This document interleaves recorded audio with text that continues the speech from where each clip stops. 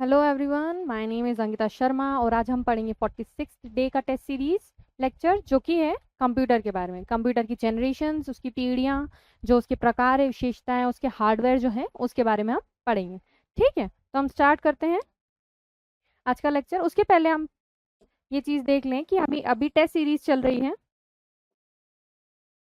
ठीक है, 1395 में टेस्ट सीरीज चल रही है जिसमें आपको प्री और मेंस के पेपर्स मिल जाएंगे। प्री के एमसीक्यूज मिल जाएंगे आपको और मेंस के जो पेपर्स हैं वो आपको पूरे मेंस का जो एग्जाम होता है उसी फॉर्मेट में मिलेंगे, जैसे कि 3 मार्क्स, 5 मार्क्स और 11 मार्क्स के क्वेश्चन हर एक टॉपिक पे मिल जाएंगे आपको। आपके सिलेबस के अकॉर्डिंग होगा, जो नया सिलेबस आपका आया है उसी के अकॉर्डिंगली आपको मिलेगा। ठीक है, आपको हिंदी इंग्लिश दोनों में मिलेगा। मैं आपको जो समझाऊंगी वीडियो लेक्चर्स में आपको वो हिंदी और इंग्लिश दोनों में समझाऊंगी। साथ में जो आपको पीडीएफ मिलेगा वो भी हिंदी और इंग्लिश दोनों में मिलेगा। तो आपको लैंग्वेज की चिंता करने की जरूरत नहीं है। आपको जो टेस्ट होगा, आप सुबह टेस्ट लगा लीजिए, सुबह जो है वो आप टेस्ट लगा लीजिए। उसके बाद में आप उसका वीडियो लेक्चर देख लीजिए। वीडियो लेक्चर में जो भी आपको कमी होगी वो पता चल जाएगा कि कहाँ पे क्या प्रॉब्लम रही है या क्या कहाँ कमी रही है, और जो जिसको आप सुधार सकते हो, आपके आंसर राइटिंग में इम्पैक्ट करे जो चीज़ें उनको चेंज कर सकते हैं हम। वीडियो देख करके आप समझ लीजिए और साथ में फिर आप उसके पीडीएफ को पढ़ लीजिए।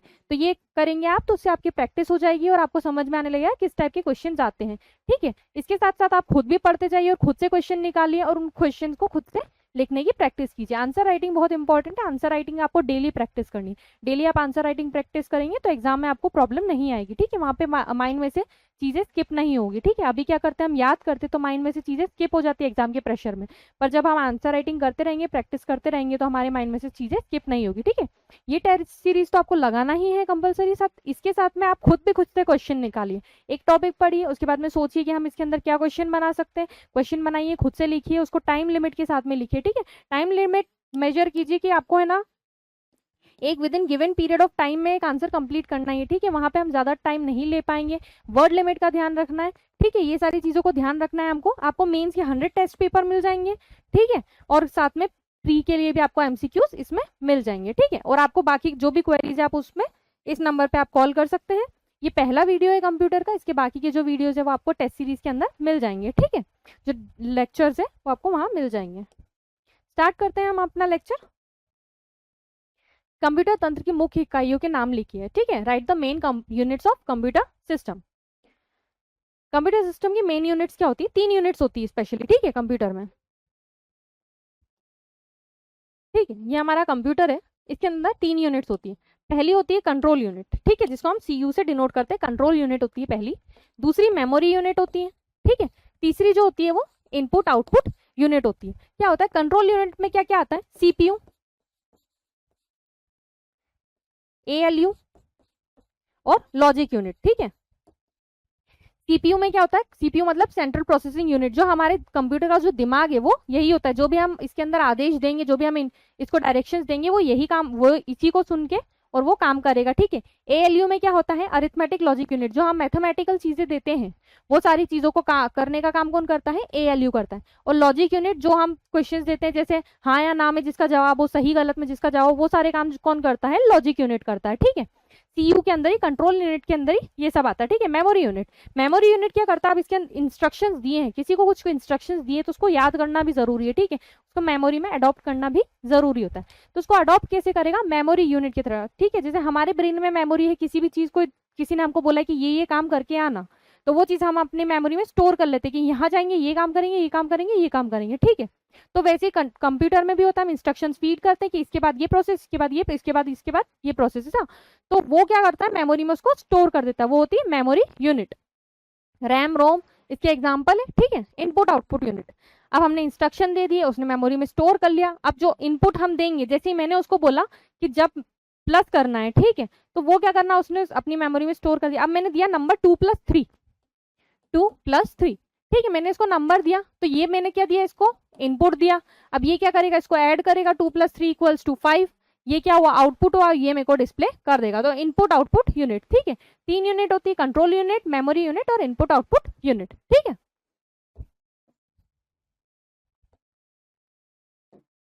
ठीक है, तो बढ़ते हैं। मुख्यतः 3 इकाइयां होती हैं, कंट्रोल यूनिट, सीपीयू, ठीक है, एएलयू और लॉजिक यूनिट भी होता है एक एलयू। ठीक है, इनपुट आउटपुट यूनिट में क्या होता है, keyboard, mouse, scanner, monitor, printer, speaker, जिन भी चीजों से हम इनपुट दे सकते हैं और आउटपुट ले सकते हैं वो क्या होते हैं, इनपुट आउटपुट डिवाइस होते हैं। कीबोर्ड से हम इनपुट देते हैं, माउस से हम देते हैं, स्कैनर से देते हैं, ठीक है, इन सारी चीजों से हम कंप्यूटर के अंदर कोई इन्फॉर्मेशन भेजते हैं।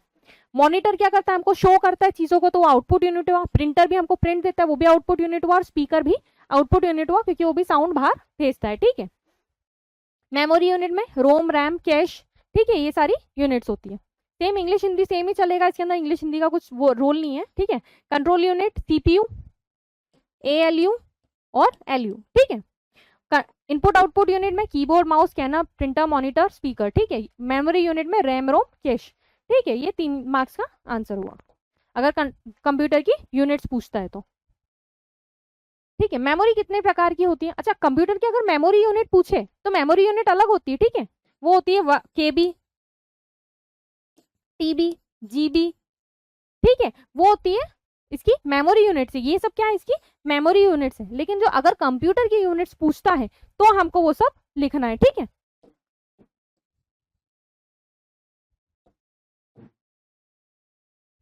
हाँ, तो कंप्यूटर की मेमोरी कितने प्रकार की होती है, कंप्यूटर की मेमोरीज कितने प्रकार की होती है, 2 प्रकार की होती है, प्राथमिक मेमोरी और द्वितीयक मेमोरी, ठीक है। प्राथमिक मेमोरी क्या होती है, प्राइमरी मेमोरी। प्राइमरी मेमोरी क्या होती है, जो हमारे ब्रेन में ऑलरेडी फिट है, ठीक है, जो हमको पहले से ही पता है, जो चीजें पता रहती है वो हमेशा वही रहती है, ठीक है। प्राइमरी मेमोरी में क्या होता है, जब कंप्यूटर में जो पहले से इंस्ट्रक्शंस होते हैं, ठीक है, जितने भी प्रोग्राम्स फिटेड रहते हैं कि आपने ये टाइप किया, डब्ल्यू टाइप किया तो उसको डब्ल्यू टाइप करना है, ठीक है। बाइनरी सिस्टम में काम करता है कंप्यूटर, लेकिन आपने डब्ल्यू टाइप किया तो आपको डब्ल्यू ही दिखेगा, ठीक है। तो ये कुछ प्रोग्राम्स होते हैं जो क्या करते हैं, हमारी लैंग्वेज को बाइनरी लैंग्वेज में कन्वर्ट करते हैं और फिर बाइनरी को कन्वर्ट करके हमारी लैंग्वेज में हमको शो करते हैं। तो ये सारे काम, ये सारे प्रोग्राम्स क्या कंप्यूटर में पहले से ही फिट होते हैं, इनबिल्ट होते हैं, ठीक है। तो ये सारे काम जो मेमोरी में होते हैं वो मेमोरी होती है प्राथमिक मेमोरी, जो कंप्यूटर के साथ में आती है। इसमें हम ज्यादा चेंजेस नहीं कर पाते हैं, जो प्रोग्राम है वो एज इट इज रहते हैं, इसमें हम कोई चेंज नहीं कर पाते यूजुअली, ठीक है। सेकेंडरी मेमोरी क्या होती है, जो हमको अलग से उसमें स्टोर करना होता है, जैसे हमको फोटो स्टोर करने, वीडियो स्टोर करने, लेक्चर स्टोर करने, या कोई पीडीएफ है या कोई फाइल है या बुक है या कोई भी चीज हमको उसमें स्टोर करनी है, तो वो कहाँ से करते हैं, वो अलग से करते हैं। अगर कंप्यूटर की जो मेमोरी होती है वो फिल हो जाती है, ठीक है, तो स्लो प्रोसेसिंग करता है, तो उसके लिए हम क्या करते हैं, एक अलग से सेकेंडरी मेमोरी लगाते हैं, उसमें हम हमारी चीजें स्टोर करते हैं ताकि एज अ बैकअप वो उसमें स्टोर हो जाए। जैसे कि पेन ड्राइव है, मेमोरी कार्ड है, ये सारी चीजें हम लगाते हैं कंप्यूटर में ताकि हमारा डाटा अलग से स्टोर हो सके। तो सेकेंडरी जो स्टोरेज होता है उसको बैकिंग स्टोर भी बोलते हैं, ठीक है, बैकिंग स्टोर, बैकिंग स्टोर भी बोलते हैं क्योंकि ये क्या करते हैं, हमारे डाटा का बैकअप रखती है, ठीक है।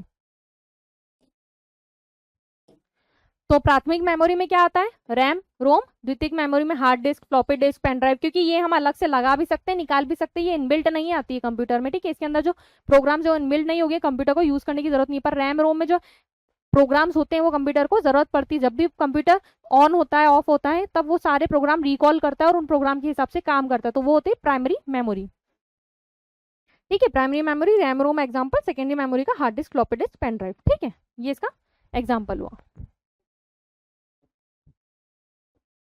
नेक्स्ट क्वेश्चन है, प्लॉटर कितने प्रकार के होते हैं, नाम बताइए। How many types of plotter are there, name them. Plotter क्या होता है, एक विशिष्ट प्रकार का आउटपुट डिवाइस होता है जिसका प्रयोग पेपर पर ग्राफ डिजाइन तैयार करने में किया जाता है, ठीक है। क्या होता है, जैसे आपने प्रिंटर देखा है, प्रिंटर की तरह ही प्लॉटर भी होता है। प्लॉटर क्या होता है, चीजों को अलग से प्रिंट करता है। जैसे प्लॉटर प्रिंटर में क्या होता है, आपने जो चीजें लिखी है वो एज इट इज छपकर बाहर आ जाती है। लेकिन जब हमको किसी चीज का ग्राफ बनाना है, मान लो ग्राफ बनाना है, तो ग्राफ बनाने में क्या होता है, ऐसी ग्रिड्स होती है, बहुत सारी लाइनें होती है, ठीक है, ये ऐसे ऐसे ऐसे, फिर उसके अंदर अलग से आपको कर्व बनाना है, उसकी वैल्यूज लिखनी है, अलग वे अलग कलर में शो करना है। तो ये सारी चीजें जो होती हैं, ग्राफ आप सबने देखा होगा ग्राफ कैसे बनते हैं, तो वो जो ग्राफ बनाना रहता है उसको क्या करता है, प्रिंट प्लॉटर करता है, ठीक है। जो ऐसे जटिल काम होते हैं जिसमें चीजें इतनी सिंपल नहीं होती है, ठीक है, हर एक चीज का अलग डिनोटेशन होता है, अलग चीज से छपती है, अलग कलर से छपती है, अलग इंक से छपती है, अलग साइज में छपती है, ठीक है। प्रिंटर में क्या होता है, एक ही साइज में सारी चीजें प्रिंट में निकल जाती है, लेकिन प्लॉटर में क्या होता है, अलग कलर यूज होता है, अलग इंक यूज होती है, ठीक है, अलग अलग साइज में छपते हैं। एक प्रिंटर का ही एक अपग्रेडेड वर्जन होता है प्लॉटर, ठीक है। तो उसमें क्या होता है कि जितने भी चीजें हमने उसको प्रिंट करने के लिए दिए, वो आउटपुट डिवाइस होता है एक तरीके का, जो हमको प्रिंट बाहर दे रहा है तो आउटपुट डिवाइस हुआ। तो वो क्या करता है, अलग से डिजाइन तैयार करने में यूज किया जाता है। यूजुअली ये काय में यूज होता है, डिजाइनिंग में यूज होता है। जैसे ग्राफ, कोई हमने डाटा है, हमारे पास कोई डाटा है, सपोज पॉपुलेशन का डाटा है, तो उस पॉपुलेशन के डाटा को हमको बनाना है ग्राफ में और लोगों को समझाना है। तो क्या करेंगे, ग्राफ को जब स्पेसिफिकली बनाएंगे पॉपुलेशन के लिए, तो प्लॉटर के थ्रू उसको प्रिंट करेंगे, या फिर मैप प्रिंट करते हैं हम, ठीक है, किसी जगह का कोई नक्शा हमको प्रिंट करना है तो वो हम प्लॉटर से करते हैं, ठीक है। तो जो स्पेसिफिक काम होते हैं वो प्लॉटर से करते हैं, ठीक है। जैसे इंजीनियरिंग ड्राइंग, मैप, बड़े बड़े पोस्टर्स, हाँ जो आप पोस्टर्स देखते हो बाहर, जो पोस्टर्स बड़े बड़े लगे होते हैं यूजुअली प्लॉटर से निकलते हैं, क्योंकि उसमें स्पेसिफिक इंक यूज होता है ना, कलरफुल इंक होता है, शाइनी होता है वो थोड़ा सा, है ना। तो ये सारे काम कैसे होते हैं, प्लॉटर से होते हैं। इंजीनियरिंग के जो घर के नक्शे बनते हैं, मैप्स बनते हैं, वो सारे प्लॉटर से निकलते हैं, ठीक है, क्योंकि उसमें बहुत स्पेसिफिक डिटेलिंग होती है और वो चीज ऐसी होती है जो इसको हमेशा यूज करना होता है, ठीक है। जो चीजें प्रिंट होती है इसमें क्या है, धुंधली होने लगती है, प्रिंटर से जो चीजें निकलती है थोड़ा टाइम बाद धुंधली होने लगती है। लेकिन जो प्लॉटर की जो इंक रहती है वो परमानेंट इंक होती है, वो धुंधली नहीं होती। जो बड़े बड़े आपने पोस्टर्स देखे होंगे वो कभी धुंधले नहीं पड़ते हैं, ठीक है। तो उसके अंदर शाइनिंग इमेज होती है, तो वो सारी चीजें प्लॉटर से निकलती है, ठीक है।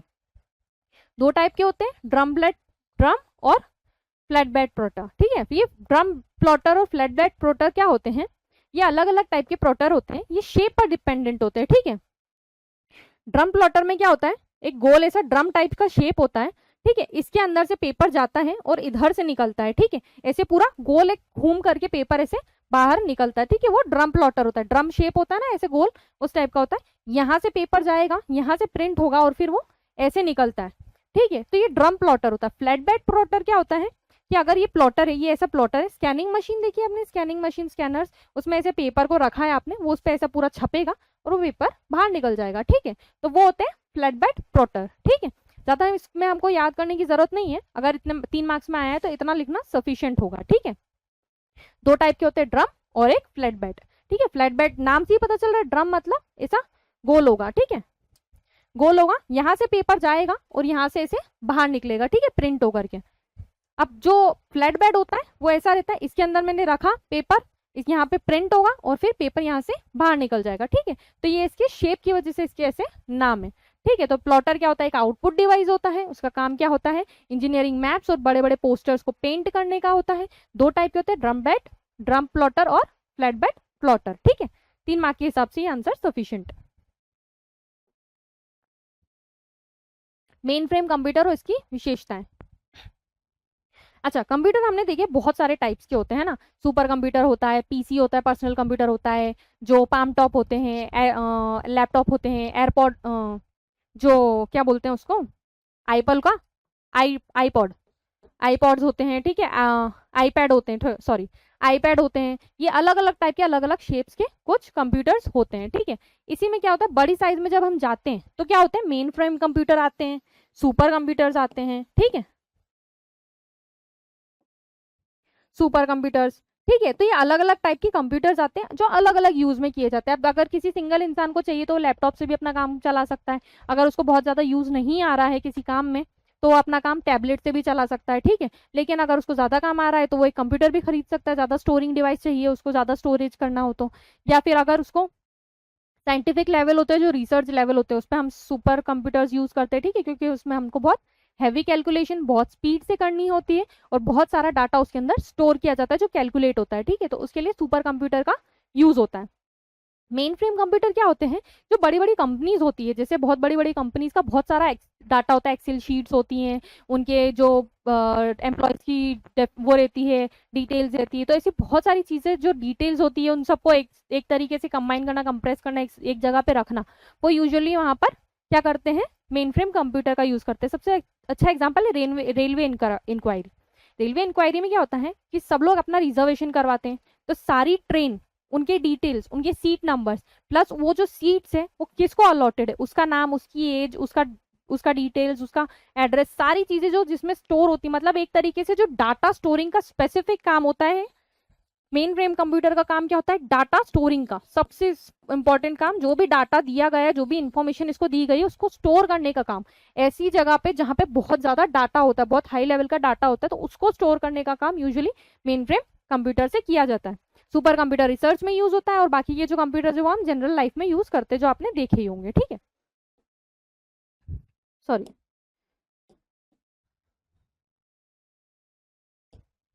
हाँ, तो अब इसकी विशेषताएं पढ़ लेते हैं हम। ये कंप्यूटर आकार में बहुत बड़े होते हैं तथा बड़े बड़े फ्रेम में इन्हें तैयार किया जाता है। अब ये जो कंप्यूटर्स होते हैं ये ऑलमोस्ट ये समझ लो आप कि ये जो स्क्रीन देख रहे हो आप, इतने बड़े बड़े कंप्यूटर्स होते हैं ये, ठीक है। सुपर कंप्यूटर इनसे भी बड़े होते हैं, वो एक पूरे रूम जितने बड़े होते हैं। पर मेन फ्रेम कंप्यूटर्स बहुत बड़े बड़े होते हैं क्योंकि उसमें बहुत सारा डाटा सेम टाइम पे साइमल्टेनियसली चल रहा होता है, ठीक है। सेम टाइम पे बहुत सारा डाटा, जैसे रेलवे इंक्वायरी में आपने देखा एक साथ बहुत सारा डाटा चल रहा होता है, सारी ट्रेनों के नाम है, उनके रिजर्वेशन है, उनके प्लेटफॉर्म नंबर है, ठीक है, सारी चीजें चल रही होती। तो वो क्या होता है, वो मेन फ्रेम कंप्यूटर यूज करते हैं, ठीक है। जब बहुत सारा डाटा एक टाइम पे चाहिए होता है तो मेन फ्रेम कंप्यूटर यूज होता है।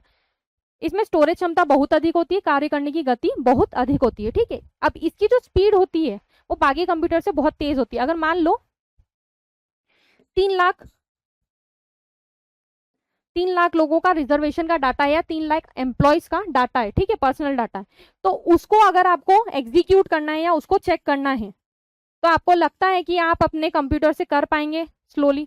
अब बताओ 3 लाख का डाटा है, अगर आपने कंप्यूटर में फिट किया तो आपका कंप्यूटर तो हैंग ही हो जाना है, चलना ही नहीं है उसके आगे, ठीक है। तो अगर 3 लाख या रेलवे में तो 3 लाख या 30 लाख से भी ज्यादा का डाटा यूज होता है, ठीक है। तो अगर इतना डाटा आपको यूज करना है तो उसके लिए आप क्या करते हो, मेन फ्रेम कंप्यूटर का यूज करते हो। क्यों? क्योंकि इसमें जो डाटा है वो बहुत स्पीड से चलता है, बहुत स्पीड से चलता है, जो लाइंस होंगी वो बहुत स्पीड से होगी, और इसकी स्पीड की वजह से क्या होता है, कभी भी कंप्यूटर हैंग नहीं होता है, ठीक है। हैंग नहीं होता है तो स्मूथली फंक्शन करता है, एकदम बटर की तरह काम करता रहता है, ठीक है। सारा डाटा आपको दिखाता रहेगा। स्टोरेज कैपेसिटी बहुत होती है क्योंकि मैं बता रही हूँ ना 3 लाख या 30 लाख से भी ज्यादा का डाटा हो सकता है, तो इतनी ज्यादा स्टोरेज कैपेसिटी होना जरूरी है, ठीक है। तो यहाँ पर इसकी स्टोरेज कैपेसिटी बहुत होती है। अब आप ये क्वेश्चन पूछोगे कि मैम हम सुपर कंप्यूटर क्यों नहीं यूज कर लेते मेन फ्रेम कंप्यूटर की जगह? तो सुपर कंप्यूटर क्या होता है, आता बहुत महंगा, पहली बात तो, ठीक है। वो स्पेसिफिक रिसर्च के लिए बनता है क्योंकि उसमें ऐसी चीजें होती है जो चीजें सिर्फ साइंटिस्ट ही यूज कर पाते हैं, ठीक है। वो हमारे लिए यूज करना बहुत डिफिकल्ट हो जाता है हमारे जैसे लोगों के लिए।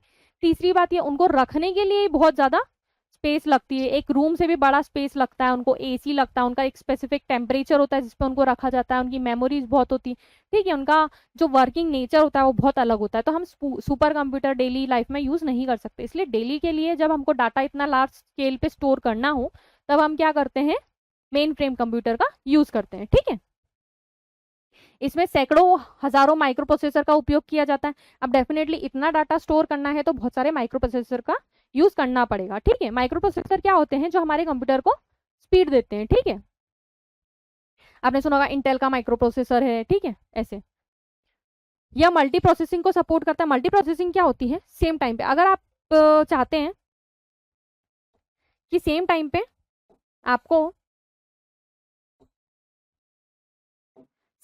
आपको एक विंडो में सारे एम्प्लॉयज का डाटा मिल जाए, जो उनका नेम है वो मिल जाए, ठीक है, नेम, पर्सनल डिटेल्स है ना, डिटेल्स है, फोन नंबर है, ठीक है, फोन नंबर है, ये सारे मिल जाए। और उसी टाइम पे आपको इधर एक और स्क्रीन पे क्या करना है, आप चाहते हो कि जितने भी इनके फोटोज हैं वो सिंक्रोनाइज हो जाए, ठीक है। अब आप चाहते हो जितना इतना डाटा सामने आया है ये डाटा अल्फाबेटिकली जम जाए, ठीक है। अब ये तीसरा काम कर रहे हो आप चाहते हो कि इसको अल्फाबेटिकली मैं जमा भी दूं, ठीक है। अब आप क्या चाह रहे हो कि इसका जो है एक बैकअप कॉपी बन जाए, इसका बैकअप कॉपी बन जाए और वो अलग स्टोर कर दो आप, है ना, ठीक है। अब साथ में आपको कुछ एडिट करना है, नए एम्प्लॉयज आए, नए एम्प्लॉयज का नाम डालना है, पुराने एम्प्लॉयज गए उनका नाम हटाना है, ठीक है। तो ऐसे बहुत सारे काम है आपको मल्टीपल टाइम पे, एक ही टाइम पे बहुत सारे काम आपको करने, तो वो क्या होती है, मल्टी प्रोसेसिंग हो रही है, एक साथ ही बहुत सारे काम कर रहे हैं, ठीक है। यहाँ पे अगर मैं खाना भी एक साथ खाना खा लूँ, पानी पी लूँ, बोल भी लूँ, पढ़ा भी लूँ, पढ़ भी लूँ, सब कर लूँ, तो वो क्या होगा, मल्टी प्रोसेसिंग होगा। वो मैं नहीं कर सकती क्योंकि मैं कंप्यूटर नहीं हूँ, पर कंप्यूटर कर सकता है उस चीज को, ठीक है। तो ये मल्टी प्रोसेसिंग में हेल्पफुल रहते हैं, ठीक है।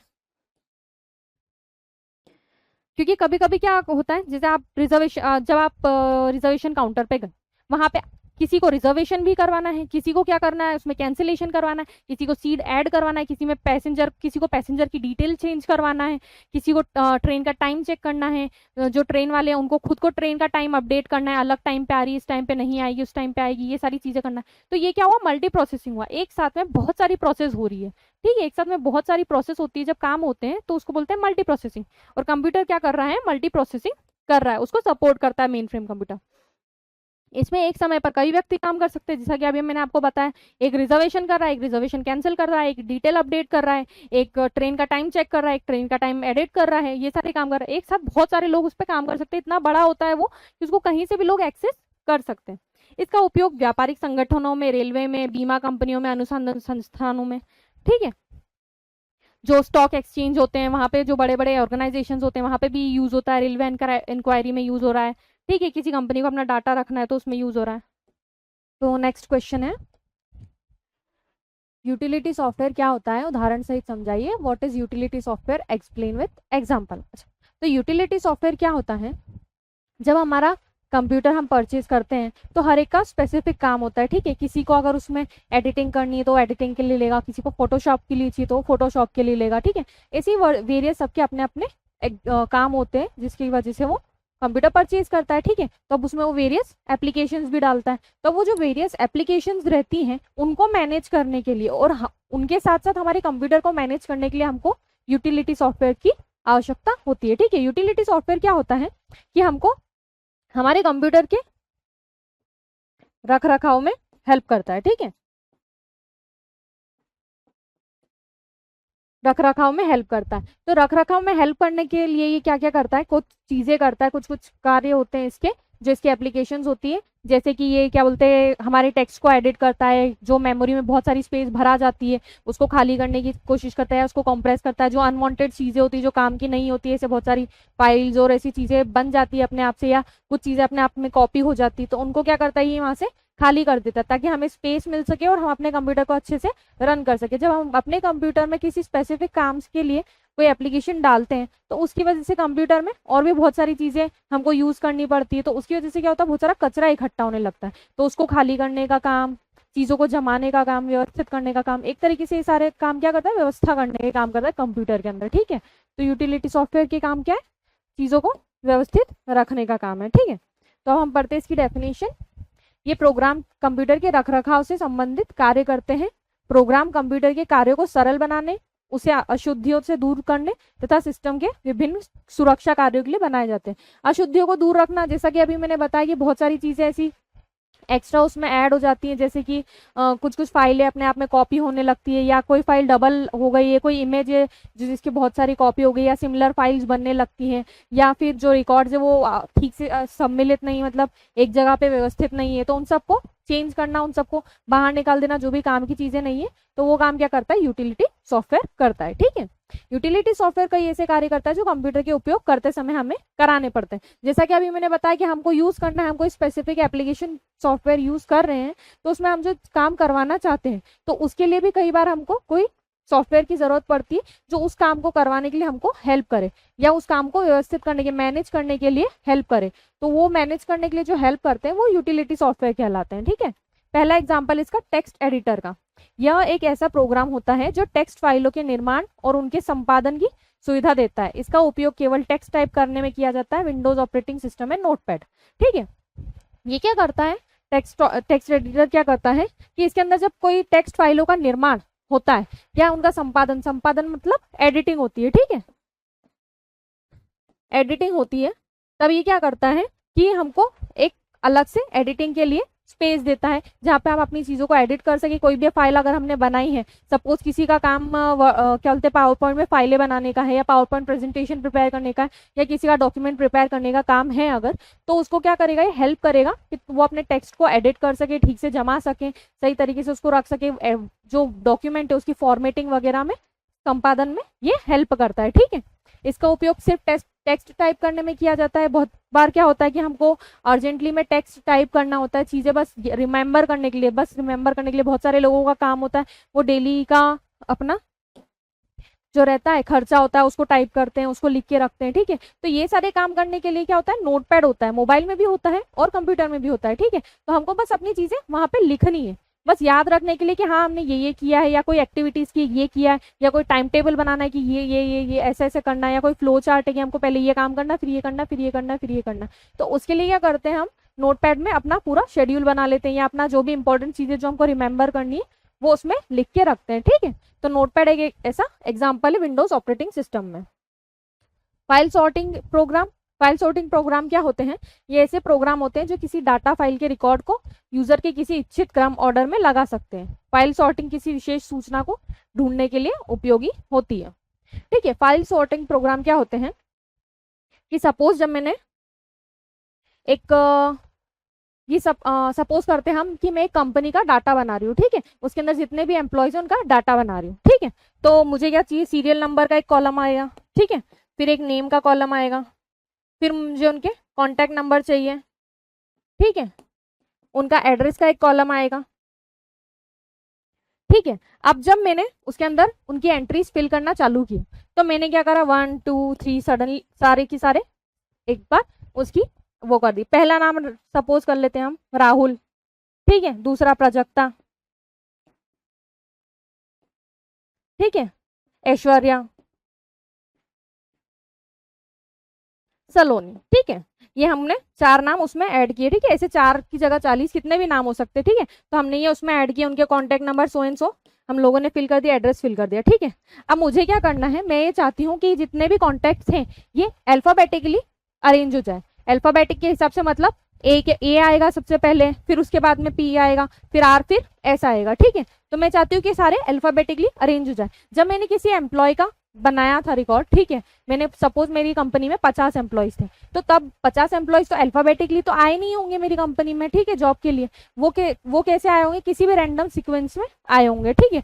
तो जब वो रैंडम सीक्वेंस में आए थे, अब तब तो मैंने उनकी एंट्री जैसे कर दी, ठीक है। लेकिन अब मैं ये चाहती हूँ कि मेरा जो डाटा है वो सुव्यवस्थित हो जाए, ताकि मुझे कभी ढूंढना पड़े कि मुझे आर से जो मेरे जितने भी एम्प्लॉय हैं उनकी डिटेल्स चाहिए, तो मुझे आर टाइप, मैं आर सर्च करूंगी तो सारे एम्प्लॉयज की डिटेल मुझे मिल जाएगी। मुझे ऐसा नहीं करना पड़ेगा कि पूरा ऊपर से नीचे तक 50 एम्प्लॉयज का डाटा मैं बार बार देखूं, फिर मैं चेक करूं कि आज अच्छा मुझे इस पर्टिकुलर इंसान का डाटा चाहिए, ठीक है। तो वो मुझे करने की जरूरत नहीं पड़ेगी अगर मैं उसको लाइन वाइज सॉर्ट कर दूंगी। या फिर मैं अगर ऐसा चाहती हूँ कि मैं जितने भी एम्प्लॉयज जिस क्रम में आए थे उस क्रम में उनका डाटा लिखा जाए, या फिर उनके एड्रेस के हिसाब से मैं उनको जमाना चाहूँ कि किसका एड्रेस मैप में किस हिसाब से पड़ रहा है मुझे, ठीक है। तो उसको क्या बोलते हैं, सॉर्ट करना। मतलब हम अपनी चीजों को क्या कर रहे हैं, एक मैनर में, एक ऑर्डर में जमा रहे हैं, ठीक है। तो एक ऑर्डर में जमाने की बात को क्या बोलते हैं हम, सॉर्ट करना प्रोग्राम्स को, ठीक है। तो फाइल सॉर्टिंग प्रोग्राम्स ऐसे प्रोग्राम होते हैं जो डाटा फाइल के रिकॉर्ड को यूजर के किसी इच्छित क्रम ऑर्डर में लगा सकते हैं। फाइल सॉर्टिंग किसी विशेष सूचना को ढूंढने के लिए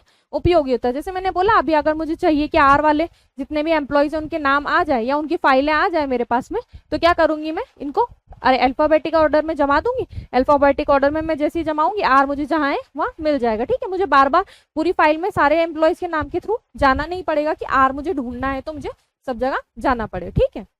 तो ये होता है फाइल सॉर्टिंग का काम। Next, disc defragmenter. ये कंप्यूटर की हार्ड डिस्क पर विभिन्न जगहों पर रखी हुई फाइलों को खोजकर उन्हें एक स्थान पर लाता है। क्या होता है ना, जब जैसे मान लो ये हमारा क्या बोलते हैं फाइल है, इसके अंदर हमने सारा डाटा ऐसे रखा हुआ है, इसमें सेक्टर्स होते हैं, ठीक है, सेक्टर्स होते हैं, उन सेक्टर्स में हमारा अलग अलग जगहों पे डाटा रखा हुआ होता है, ठीक है। तो अब ये इसके सेक्टर्स है, ठीक है। अब मेरा डाटा, मैंने जब डाटा रखा तो यहाँ पे रखा कुछ डाटा आके यहाँ स्टोर हुआ, कुछ डाटा यहाँ स्टोर हुआ, कुछ डाटा यहाँ स्टोर हुआ, कुछ डाटा यहाँ स्टोर हुआ।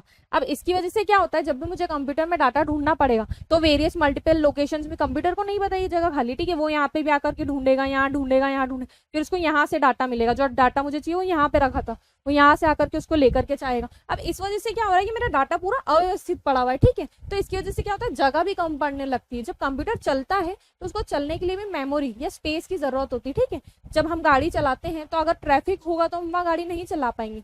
हम अगर खाली रोड है तो वहाँ पे हम अच्छी स्पीड में गाड़ी चला सकते हैं, ठीक है, जैसे 40-45 की हमको स्पीड में गाड़ी चलाना है तो उसके लिए क्या है, हमको खाली रोड की जरूरत होती है, ठीक है। तो वैसे ही कंप्यूटर को भी खाली स्पेस की जरूरत होती है। तो ये क्या करता है, ये खाली स्पेस करने के लिए क्या करता है, चीजों को खोज कर एक स्थान पर जमा कर देता है, ठीक है। सारे रिकॉर्ड्स को ऐसे ही जमा कर देगा, तो उससे क्या होगा, ये इतनी स्पेस सारी अरेंज हो जाएगी, ठीक है। एक सिस्टमेटिक ऑर्डर में ये अरेंज करेगा जितना भी मेमोरी में चीजें उनको, ठीक है। बैकअप यूटिलिटी, यह कंप्यूटर की डिस्क पर उपस्थित सारी सूचनाओं की एक कॉपी रखता है तथा जरूरत पड़ने पर कुछ जरूरी फाइलें या पूरी हार्ड डिस्क के कंटेंट को वापस रिस्टोर कर देता है। बैकअप यूटिलिटी क्या होता है कि सपोज मेरे कंप्यूटर में मैंने जो डाटा फिट कर रखा है, मान लो मेरा काम है फोटो एडिटिंग का या फोटोग्राफर का काम है, ठीक है, मेरा काम फोटोग्राफी का। तो अब मुझे चाहिए कि मेरे जितने भी क्लाइंट्स हैं, मान लो 100-150 जितने भी क्लाइंट्स हैं, उन सबका डाटा मेरे पास में हो, ताकि उनको कभी भी बैकअप के लिए जरूरत पड़े तो मेरे पास में आकर के ले सके। तो उसके लिए मुझे क्या होगा, मुझे बहुत सारी स्पेस की जरूरत पड़ेगी। उस स्पेस के लिए मैं क्या करूंगी कि हम अपने कंप्यूटर में बैकअप के लिए एक अलग से ऐप इंस्टॉल करूंगी। जैसे हम यूजुअली क्या मेमोरी कार्ड या पेन ड्राइव यूज करते हैं या डिस्क यूज करते हैं, हार्ड डिस्क यूज करते हैं, एसएसडी यूज करते हैं, फ्लॉपी ड्राइव यूज करते हैं ना, ये सारी हम चीजें यूज करते हैं। ऐसे ही मैं बैकअप के लिए भी एक स्पेस खरीद सकती हूँ, वहाँ पे मैं क्या करूंगी, अपना सारा डाटा स्टोर कर दूंगी। तो इफ इन केस अगर मेरे कंप्यूटर में कुछ क्रैश हो जाता है, खराब हो जाता है, कुछ भी माल फंक्शन हो जाता है और उसके वजह से सारा डाटा खत्म हो जाता है, तो मुझे पता होगा कि मुझे सारा डाटा वापस कहाँ से मिल जाएगा, मेरे बैकअप स्टोर से मिल जाएगा मुझे, ठीक है। तो उसके लिए क्या होता है, एक बैकअप सॉफ्टवेयर होता है, ठीक है। यह कंप्यूटर डिस्क पर उपस्थित सारी सूचनाओं को एक कॉपी रखता है तथा जरूरत पड़ने पर फाइलों को पूरी डिस्क हार्ड डिस्क के कंटेंट से वापस रिस्टोर कर देता है, ठीक है। जैसे अगर मेरे कंप्यूटर में सारा डाटा लॉस्ट हो गया तो यह करेगा, वापस से उसको वहां से रिस्टोर कर देगा, तो मुझे मेरा डाटा वापस मिल जाएगा, ठीक है।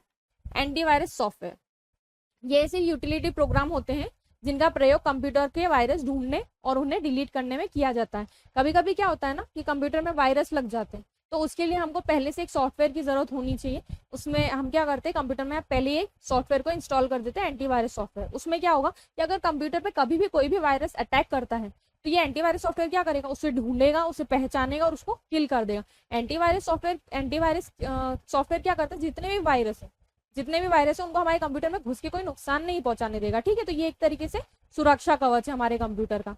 वायरस क्या करते हैं ये आपको पता ही होगा, हमारे कंप्यूटर में डाटा खत्म कर देते हैं, डाटा को करप्ट कर देते हैं, जिसे हम उनको देख नहीं पाते हैं, स्पीड स्लो कर देते हैं, स्पेस खत्म कर देते हैं, या फिर उस डाटा का कोई गलत तरीके से उसका यूज कर सके उसके लिए उसको लीक भी कर देते हैं ना। तो ऐसे बहुत सारे काम वायरस की वजह से हो सकते हैं, ठीक है। तो उसके लिए हमको क्या करना पड़ता है, एक एंटीवायरस सॉफ्टवेयर अपने कंप्यूटर में डालना पड़ता है। अभी आपने सुना होगा ड्रेनिक नाम का एक ट्रोजन वायरस आया है, जो कि बैंक के जितने भी डाटा अकाउंट्स है उनको हानि पहुंचा रहा है, ठीक है। तो अभी हमारी गवर्नमेंट ने उसके बारे में खुलासा किया कि ड्रेनिक नाम का एक ट्रोजन वायरस आया है, ठीक है। तो ऐसे वायरस से बचाने के लिए हमारे मोबाइल में या कंप्यूटर में ऑलरेडी एंटीवायरस सॉफ्टवेयर होना चाहिए। डिस्क क्लीनर्स, यह उन फाइलों को ढूंढकर डिलीट करता है जिनका बहुत समय से उपयोग नहीं हुआ है, इस प्रकार कंप्यूटर की गति भी तेज करता है। अब सपोज ये मेरा डिस्क है, इसके अंदर जैसा मैंने अभी बताया सेक्टर्स में डाटा पड़ा रहता है, ठीक है। अब क्या हो रहा है कि मेरे पास में ऐसे ऐप पड़े हुए, मान लो मेरे पास में रेडबस ऐप पड़ा हुआ है, ठीक है, रेडबस ऐप है। अब इसको मैंने पिछले 3 सालों से यूज ही नहीं किया है, ठीक है, पर फिर भी मैंने इसको डाउनलोड कर रखा है। अब डाउनलोड कर रखा है तो ये मेरे मोबाइल में स्पेस तो ऑक्यूपाई कर ही रहा है, ठीक है, या कंप्यूटर में स्पेस ऑक्यूपाई कर रहा है, मतलब जगह घेर रहा है, ठीक है। तो अब ये जगह घेर रहा है, इसकी वजह से मुझे जो जरूरी काम है, जो जरूरी चीजें मैं वो अपने कंप्यूटर में नहीं रख पा रही हूँ, ठीक है। तो मुझे उसके लिए क्या करना होगा, ये इसको डिलीट करना होगा, ठीक है। तो अब मैं याद रख के डिलीट करूं, उससे बेहतर क्या होगा कि मेरे पास में एक डिस्क क्लीनर हो, जो क्या करेगा कि मेरे जितने भी ऐसे चीजें हैं जिनको मैंने बहुत सालों से यूज नहीं किया, बहुत टाइम से यूज नहीं किया, या जिसका मुझे यूज नहीं है, या कोई ऐसी चीजें हैं जिन फाइलों ने अपने आप को कॉपी कर लिया है खुद से ही, ठीक है, तो वो सारी फाइलों को ये क्या कर देगा, डिलीट कर देगा। तो उससे क्या होगा कि हमारा जैसे यहाँ पे फालतू का डाटा पड़ा है, यहाँ फालतू डाटा पड़ा है, यहाँ फालतू डाटा पड़ा है, ठीक है, तो उसकी वजह से क्या होगा, ये इतना स्पेस खाली हो जाएगा और हमारा कंप्यूटर की स्पीड अच्छी हो जाएगी, वो अच्छे से रन करने लगेगा, ठीक है। तो ये बहुत इंपॉर्टेंट होता है हमारे कंप्यूटर को हमेशा खाली रखना। जब हमारा कंप्यूटर खाली नहीं होता है तो उसमें बहुत ज़्यादा स्पीड में प्रॉब्लम आती है, हम अपना काम ठीक से नहीं कर पाते, वो इतना स्लो चलता है, हैंग होने लगता है, उसमें बहुत सारी प्रॉब्लम आती है। तो उस चीज़ को कम करने के लिए हम डिस्क क्लीनर्स का यूज़ करते हैं, क्योंकि कितनी बार क्या होता है, ऐसी बहुत सारी फाइलें होती है जिनका हमको खुद को नहीं पता होता है कि वो कहाँ कहाँ पे स्टोर हो गई। हमने कभी भी कुछ वेब पे सर्च किया और किसी पे गलती से क्लिक हो गया, या हमने कर दिया क्लिक और वो जा करके डाउनलोड में सेव हो गए, ठीक है। पर अब हमने उस फाइल को बहुत सालों से यूज नहीं किया है, तो कंप्यूटर क्या करेगा, इसी फाइलों को ढूंढेगा, छाटेगा और फिर हमसे पूछेगा क्या डिलीट कर दूं। तो वो हमको एक रिमाइंडर देता है, मतलब एक तरीके से याद दिलाता है कि हाँ ये फाइल आपने यूज नहीं की इतने टाइम से, तो ये आप इनको डिलीट करना चाहते हो क्या, तो आप हाँ कर दोगे, वो डिलीट कर देगा, ठीक है। तो ये काम होता है डिस्क क्लीनर्स का, ठीक है। तो ऐसे यूटिलिटी सॉफ्टवेयर में बहुत सारी चीजें हमको यूज होती है, जो कि क्या करती है, हमारे कंप्यूटर में जितना भी काम है उसको मैनेज करने का काम करती है, ठीक है।